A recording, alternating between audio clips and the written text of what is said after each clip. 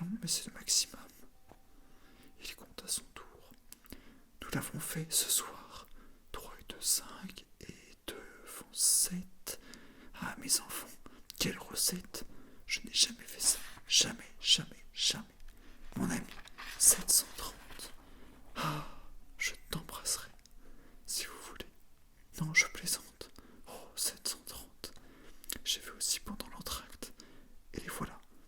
3,25 € d'orange et 2 de cervelas. Mais c'est un ange. Et quel succès pour 2 bureaux. C'était superbe. Il a d'ailleurs trouvé mon cher en arrivant ce soir dans sa loge une gerbe. Une gerbe de quoi? De très beaux œillets blancs. Une femme du monde encore, probablement. Il n'aime pourtant pas les histoires de femmes. Il a peur des embêtements et des drames. Quand on lui fait la cour, il emploie un moyen charmant afin d'y couper court. Il sort le portrait de sa femme, et comme elle est jolie, infiniment, quel type! On ne la voit jamais, jamais, c'est un principe. Il la garde pour lui, pour tenir sa maison. Il a d'ailleurs, je trouve, absolument raison. Chaque chose à sa place. Absolument. Dis donc, quel était donc cet homme avec un très grand front, et les cheveux très noirs et très longs, dans la baignoire, au fond? On me l'a dit ce soir. Un nom en on. C'est un poète. Attendez donc. Connu. Plutôt connu. J'y suis. Victor Hugo. Victor Hugo? Pas con? Mais non, mon vieux, mais non. J'avais compris Victor Hugo. Hugo, dis donc, quelle réclame. Tiens, je te crois. Victor Hugo. Mais je vois là quelqu'un qui se cache. Pardon. Pardon, madame. Vous attendez quelqu'un? Oui, monsieur du bureau. Ah bon, parfait, madame. Elle attend le bureau. Oh, oh, c'est sans doute la dame aux fleurs. Il passe par ici, n'est-ce pas? Oui, madame. Il lui faut un petit quart d'heure, dans un instant. Vous le verrez. Dis donc alors, il trompe donc sa femme. Ça, nous n'en savons rien encore. En tout cas, c'est vraiment dommage qu'il ait ce rendez-vous. Nous aurions pu souper tous ensemble, entre nous, au petit café du passage. Sans 2 bureaux, c'est impossible, évidemment. Et c'eût été charmant, n'est-ce pas, comme ça, entre amis. Il se consolera de cette économie. Vous êtes encore là? Nous bavardons. Dis donc, quel succès, hein, ce soir? Oh, c'était merveilleux. La recette? Très bien. Oui, mais combien? Devine un peu. 600? Non, davantage? Non. Si, c'est indécent. Près de 800. 800 quoi? La recette? Non. Si. Combien? Devine. Un peu plus de 800. On va faire la fête. Impossible. Pourquoi? Du bureau ne peut pas. Pourquoi ne peut-il pas? Il a pris rendez-vous. Avec qui? Taisez-vous. Elle est là. Mais où? Là? Non. Eh bien, et sa fidélité? Hein? Qu'il vienne après nous raconter qu'il ne trompe jamais sa femme.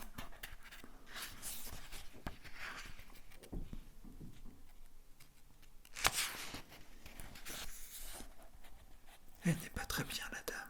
Elle est gentille. Oh non, regarde-la, mon cher. Elle a bien 40 ans. Mais qu'est-ce que ça peut te faire? Quoi? Ce n'est pas toi qui l'attends.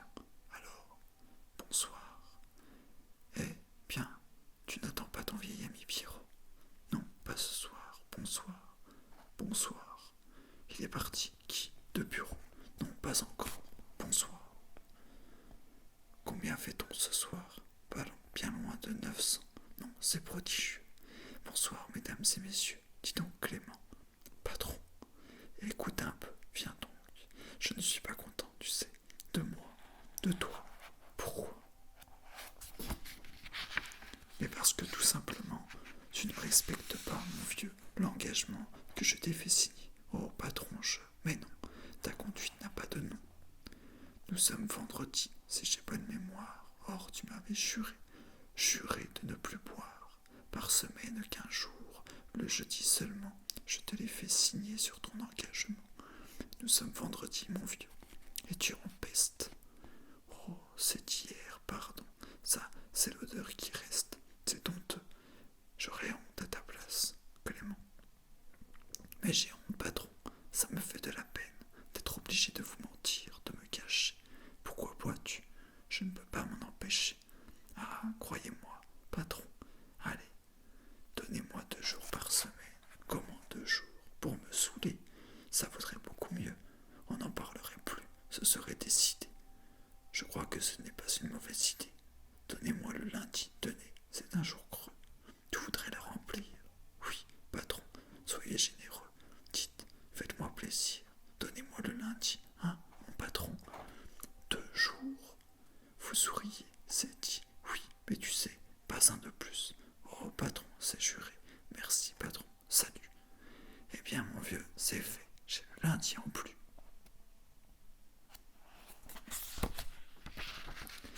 Dis donc, Clara, tâche donc de savoir, et tu me le diras, quels étaient ces 2 grands yeux noirs qui se cachaient dans l'ombre au fond d'une baignoire. Eh bien, mais c'est... Oh non, penses-tu? Pas du tout.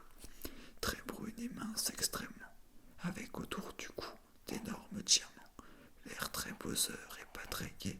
Je n'ai pas remarqué. C'est Marie Duplessis. Oh non, mais si. Eh bien, merci. Mais c'est un achat là. Et c'est pour celle-là qu'on fait tant de folie. Eh bien, mon vieux, elle n'est pas régulièrement jolie. Non, elle est mieux, vieux. Oh là là, c'est pour ça que des gens se tuent. Mais enfin quoi? Qu'est-ce qu'elle a? Elle a 16 ans. Oh, penses-tu? Oh, ça, je t'en réponds, mon frère, la vit naître. Il paraît qu'il faut la connaître. On m'a dit qu'elle était phtisique. Absolument. Elle s'éteint en allumant. Mais que veux-tu? Son charme est tel et si prenant qu'une fois l'ayant vue, il semble naturel qu'on veuille, paraît-il, se ruiner pour elle. Ah, j'entends de bureau. Faisons-lui son entrée. Attendez, qu'est-ce qu'on pourrait faire? Eh bien, j'ai une idée. Il faut se prosterner comme ça devant lui, tout bien ensemble, et puis se prosterner. Pourquoi se prosterner? Vraiment, vous m'étonnez. Qu'est-ce que ça veut dire? Moi, je n'en sens pas le besoin. Sans vouloir en médire, votre admiration vous-même vous mène un peu trop loin. Il me semble qu'on exagère. Se prosterner, vraiment, c'est trop. Pourquoi pas se coucher par terre? Je vous jure qu'on exagère. J'aime infiniment de bureau. Merci, mon vieux. Merci. Mais j'ai l'impression qu'il exagère aussi, n'est-ce pas? Bonsoir, bonsoir, bonsoir. À demain. Tu t'en vas. Je m'en vais. À demain. Mais tu sais qu'on t'attend. On m'attend. Moi, qui ça? Une femme. Elle est là. Où donc? Là, dans le coin. Ce n'est pas une farce au moins. Mais non.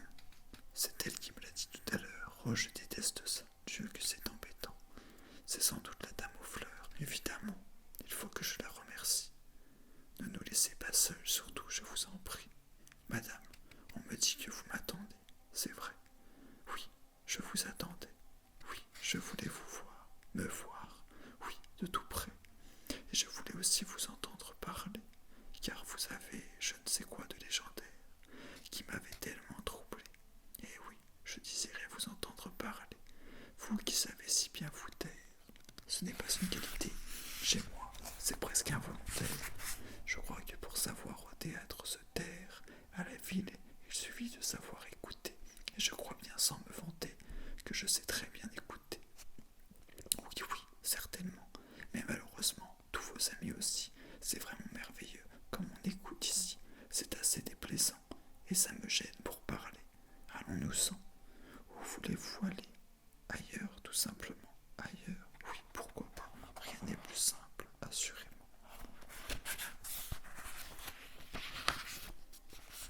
C'est ma voiture en bas, là, devant, qui m'attend. Bah oui, je sais bien. Mais quoi? Vous avez peur? Oh non, madame, non. Je n'ai certes pas peur, mais je... Vous cherchez l'heure? Non, non, du tout. Mais tout à coup, je m'aperçois qu'un petit médaillon que j'ai toujours sur moi... Ah non, non, le voilà, je le tiens. Ah, c'est que, voyez-vous, j'y tiens. J'y tiens bien plus qu'à la prunelle de mes yeux. C'est un portrait. Mais oui, madame. Oh, ce n'est certes pas qu'il soit très précieux, mais c'est le portrait de ma femme. Regardez comme elle est jolie. Elle est charmante, très. J'étais sûr qu'elle vous plairait. C'est une créature absolument plaisante, et je regrette infiniment qu'elle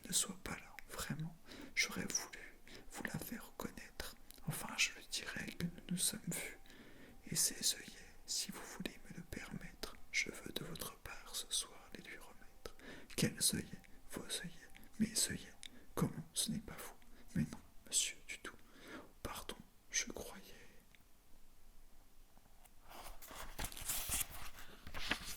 Ne vous excusez pas. Mes hommages chez vous. Merci, madame. Adieu. Je n'y manquerai pas. Comment elle s'en va? Elle est partie. Elle est moins bien. Eh bien, tu la laisses partir. Et sans le moindre repentir. Que veux-tu que j'y fasse? Elle est vraiment moins bien. De bureau, de bureau. Hein? Quoi? Mais qui m'appelle? De bureau, de bureau. Quoi? Tu sais la nouvelle? Quelle nouvelle? Non, tu ne la connais pas. Tu n'as pas lu ce soir le journal des débats. Le journal des débats. Mon ami, quelle affaire! C'est fou, c'est inouï, c'est extraordinaire. Ce journal, par hasard, m'est tombé sous la main. Regarde. De bureau, signé Jules Janin. Non, sur lui. Oh, fais voir, c'est vrai. Quelle réclame! Un article méchant sans doute. C'est infâme, méchant. Pourquoi méchant? Mais non, mon vieux, mais non. Sois tranquille d'ailleurs. Je n'ai pas vu ton nom, ni le tien, ni le mien, car il n'est uniquement question que des Gaspard. Uniquement. Ah ça, c'est drôle. Tu dis c'est drôle, et puis tu hausses les épaules. Si c'est drôle vraiment, pourquoi tu ne ris pas? Oh, Livy, tout l'article des Oh, Livy, tout l'article des débats. Que je lise tout. Ah, voilà le problème. Il faudrait savoir lire. Eh bien, lis-le toi-même.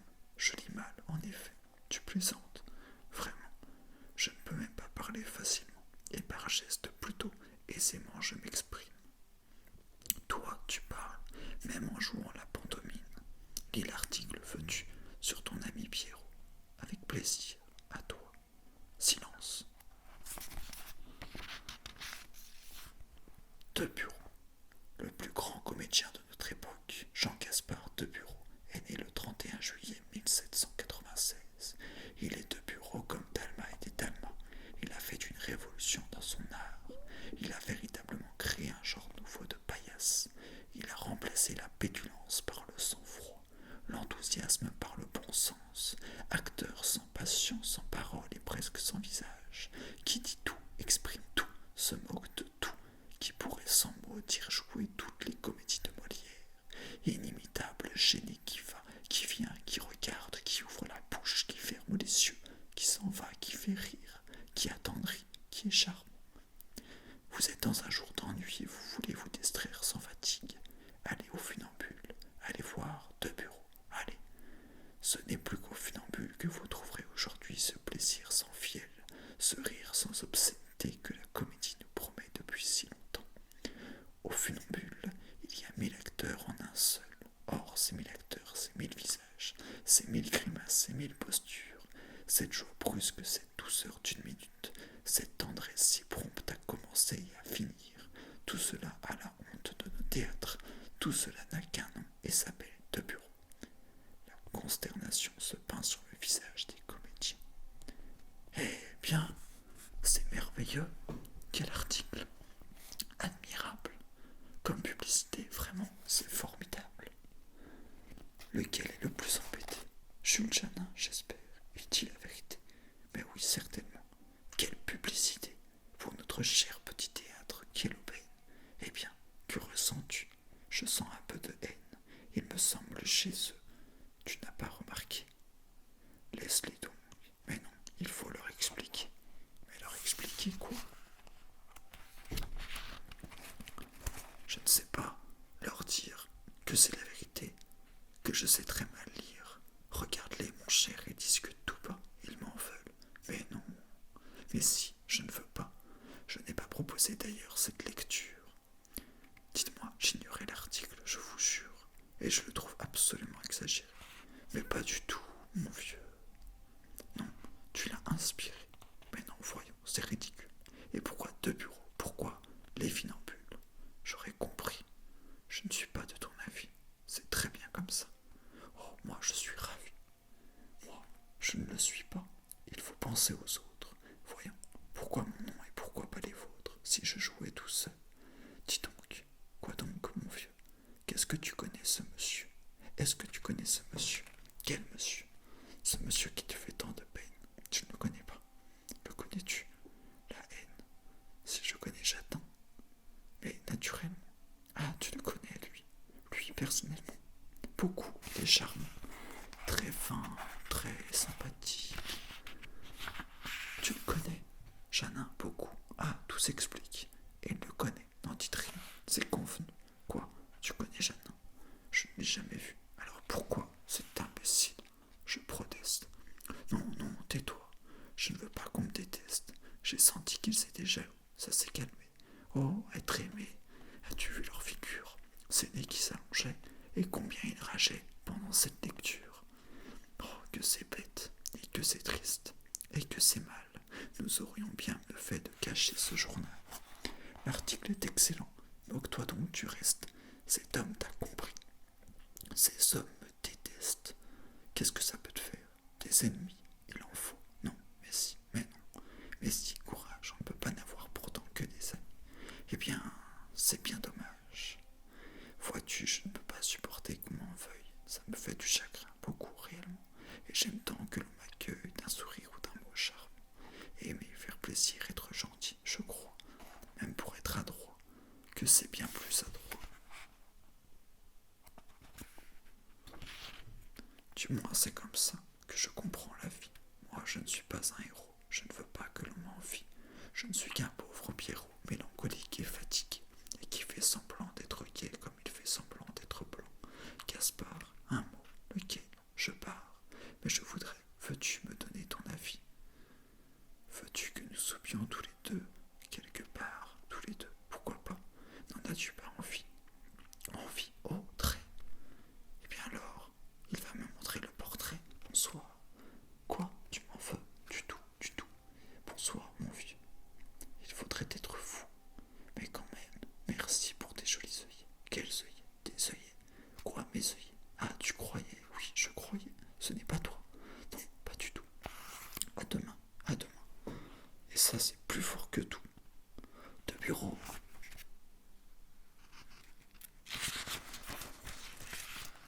Mon ami, je m'en voudrais ce soir si je ne faisais pas un geste magnifique, si je ne faisais pas simplement mon devoir, étant donné que le public ne te marchande pas le plaisir qu'il éprouve. J'estime, moi, que mon devoir est de faire ce soir, je le répète, un geste. Hors de bureau, je trouve, oui, je trouve sincèrement, que tes appointements sont un peu trop modestes. Il est fou, que dit-il? De bureau, je t'augmente. Il augmente un artiste. Allons donc, tu plaisantes. Je ne plaisante pas, j'augmente de bureau. Va chercher son contrat, il est sur mon bureau. Ah, par exemple, il est très fort, c'est du chantage.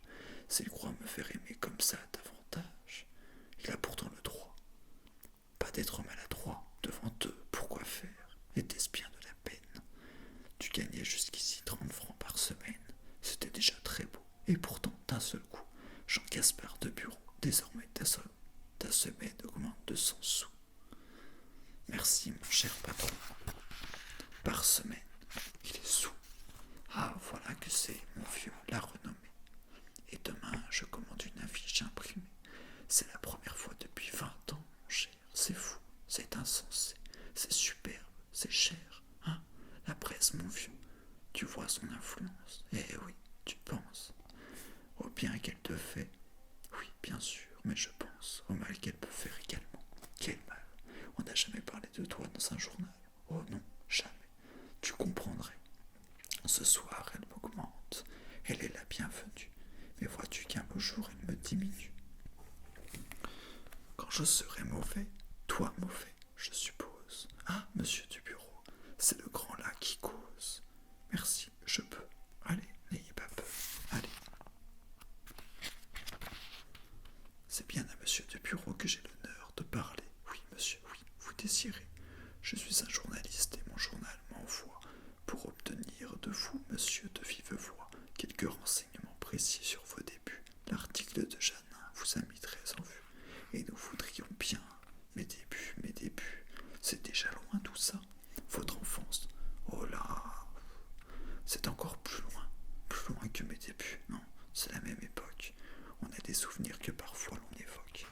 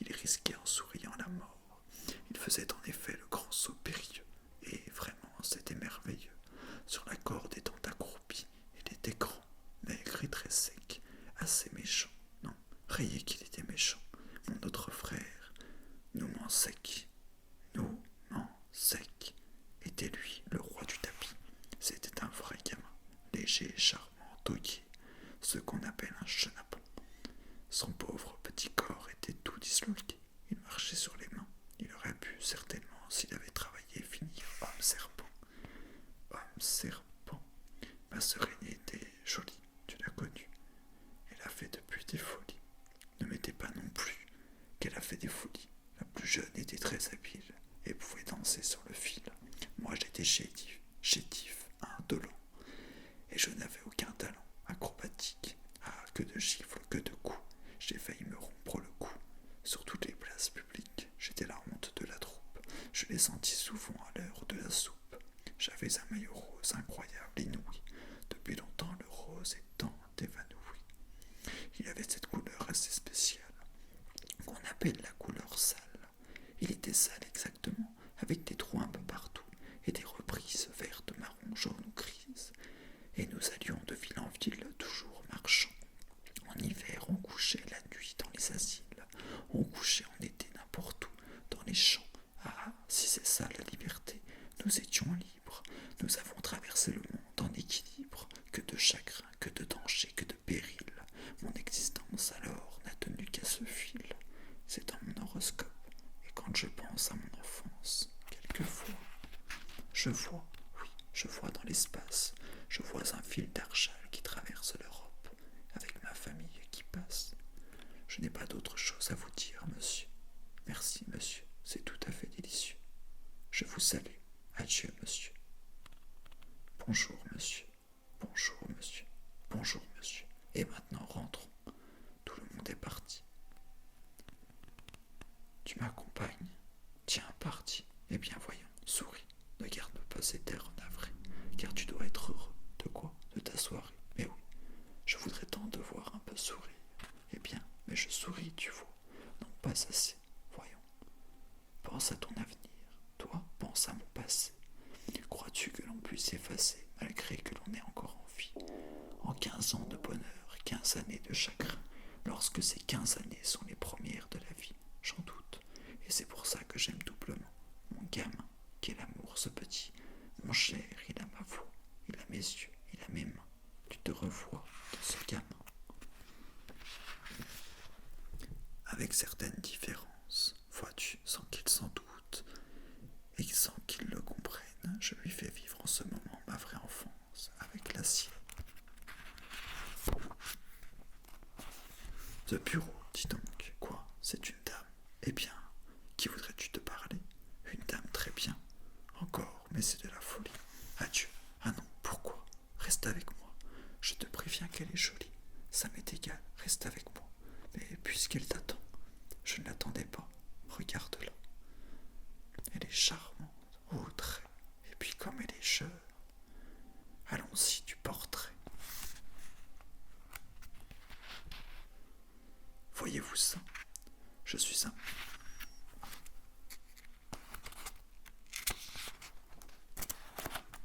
Bonsoir, mon vieux. Que veux-tu que j'y fasse? Elle me paraît mieux. Allons, venez. Eh bien, des fleurs. Ah oui, c'est vrai. Vos beaux œillets, que j'oubliais. Ce n'est pas vous. Pardon. Ah si. Si ce n'est pas vous, ma foi, je t'en fais don. Je te les donne. À moi. Allons, venez. Eh bien, tu vois, tes fleurs, il n'a pas deviné. Le rideau se ferme. Fin du premier acte.